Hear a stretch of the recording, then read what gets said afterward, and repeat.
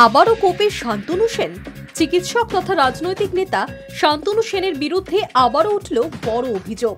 বৃহস্পতিবার তাকে ডেকেছিল ওয়েস্ট বেঙ্গল মেডিকেল কাউন্সিল, আর সেখানেই দোষী সাব্যস্ত হয়েছেন শান্তনু সেন।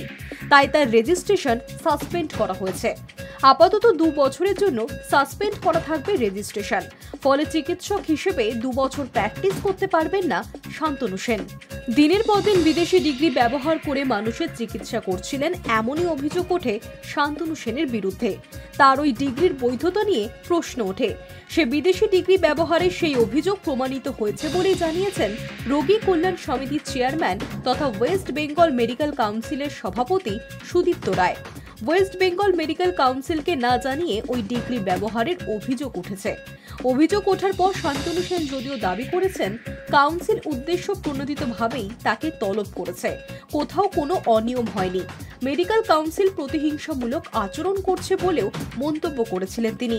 FRCP ডিগ্রি নিয়ে শান্তনু সাফাই হলো এই ডিগ্রি সাম্মানিক, রেজিস্ট্রেশন ছাড়াই ব্যবহার করা যায়। কাউন্সিলের চিঠি পাওয়ার পর যথাযথভাবে আবেদন করে রেজিস্ট্রেশন নথিভুক্ত করার জন্য 10,000 টাকা জমা করেছেন তিনি। সেই টাকাও ফেরত দেওয়া হচ্ছে না বলে অভিযোগ শান্তনুর।